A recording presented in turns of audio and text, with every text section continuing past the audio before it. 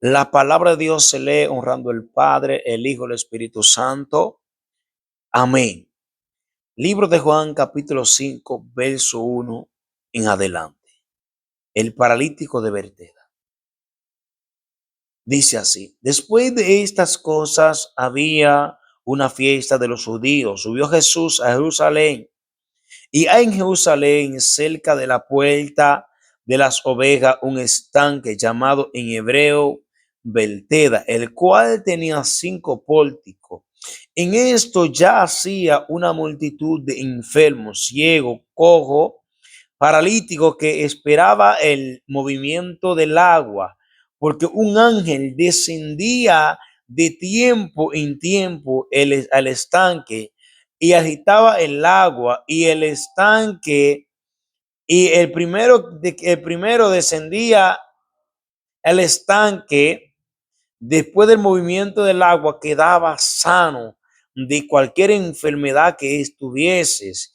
Y había allí un hombre que hacía 38 años que estaba enfermo. Cuando Jesús lo vio acostado y supo que llevaba ya mucho tiempo. Wow. Ese hombre, ese mensaje, es una transformación espiritual. Ese es un tema que cuando tú comienzas a leer la historia, tú ves que muchas situaciones que acontecen en el transcurso de la historia. La Biblia dice que ese hombre tenía 38 años postrado en aquel lugar. Pero en ese estanque descendió un ángel en tiempo, y en la cual ese ángel movía el agua. Y cuando movía el agua, el primero que descendía, wow, que entraba al estanque, quedaba sano de cualquier enfermedad que tenía. Pero a mí me llama la atención es que ese hombre tenía 38 años postrado en aquel lugar.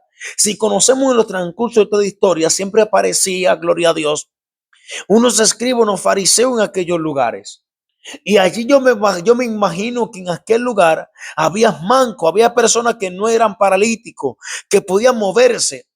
Pero sin embargo, vemos en esa historia, ese hombre tenía 38 años postrado esperando poder entrar. Pero en el transcurso, gloria a Dios, ese hombre, cuando llega a Jesús en aquel lugar, tú tienes una conversación en la cual, cuando se comienza a preguntar, Jesús le dice, wow, Dios mío, cuando dice en el verso 6, cuando Jesús lo vio acostado y supo que llevaba ya mucho tiempo, así le dijo, ¿quieres ser sano?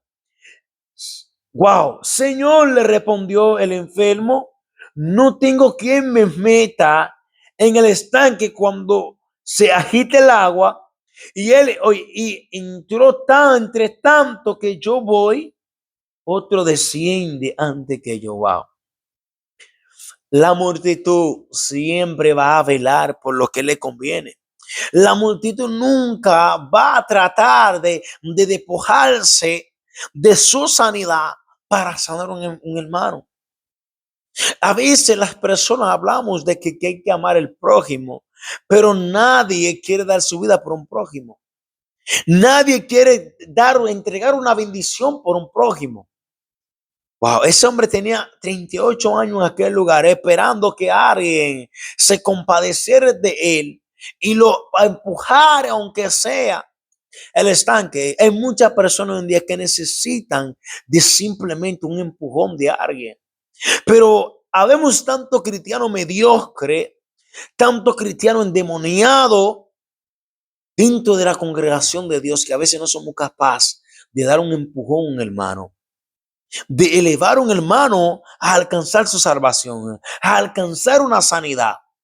Pero te tengo buena noticia. Aquella persona que nunca te impulsaron a alcanzar tu sanidad o alcanzar tu bendición, esos serán lo primero que van a hablar cuando el Señor te bendiga. Esos son los primeros que van a hablar cuando el Señor a ti te entrega tu bendición. Porque son muchos los que van a notar que el Señor que el Señor te va a entregar tu bendición. Son muchos que van a ver la semejanza, la gloria de Dios a través de ti. Son muchos que estuvieron que en el proceso, viéndote, arrodillándote, pasando lucha, con ellos teniendo las capacidades de poder empujarte al estanque, pero nunca lo hicieron. Pero sin embargo, ellos serán los primeros que van a hablar, los primeros que van a testificar de quién tú eres en el Señor, de la semejanza que va a hacer eso a través de ti. Ellos van a ser el primero que van a hablar cuando vean la mano de Dios obrando en tu vida. Porque la multitud son espectadores, son criticadores. Y hoy en la historia de la Biblia, nunca la multitud quiere que alguien alcance su misericordia. La multitud siempre fueron los que oprimieron. Si vemos en la historia de la Biblia que había una mujer de flujo de sangre que tuvo que arrastrarse entre medio de la multitud para poder alcanzar su sanidad. Vemos también, gloria a Dios, los dos ciegos, el ciego de Bartimeo que clamaba a voz en cuello, Hijo de David, ten misericordia de mí. Que hizo la multitud, lo mandó a callar. También tenemos a Zaqueo, gloria a Dios, que se encuentra en el libro de Lucas capítulo 19, verso 1 en adelante, habla de la historia de Zaqueo, que por causa de la multitud no podía ver ni conocer a Jesús. Pero sin embargo dice la historia que él tuvo que encaramarse, subirse encima de un árbol de sicomoro para ver quién era Jesús. Y eso provocó que Jesús lo mirase. Por eso nunca te lleves del aplauso de la multitud. Nunca te lleves de lo que puede decir la multitud. Porque la multitud siempre van a decir lo negativo. La multitud siempre van a decir lo negativo. Porque la multitud es tipología de la carne, tipología de Satanás. Wow. Porque Satanás te conoce por tu nombre, pero te llama por tu error y por tu pecado. Pero Dios te conoce por tu pecado, pero te llama por tu nombre. ¿Ves la diferencia? La multitud es tipología de la carne, representación de la impedición de que tú alcances tu salvación. La carne nunca va a querer que tú alcances tu salvación. Por eso dice la Biblia que tú y el espíritu y la carne tienen un pleito constante para que tú puedas entender. Porque la carne no quiere que tú ores, no quiere que tú ayunes, pero el espíritu sí. Y está Jesús en representación del Espíritu de rujada del Señor. Y están ahí los escribas y los fariseos como tipología de Satanás de la carne. Lo que impiden, la multitud siempre van a impedir de que tú recibes gloria, de que tú recibes palabra del Señor. Y yo sé que hoy usted está recibiendo una palabra de vida, una palabra de aliento. La mejor forma de tú alcanzar tu misericordia es buscando de Cristo. Dios te bendiga, Dios te guarde. Shalom Alejem.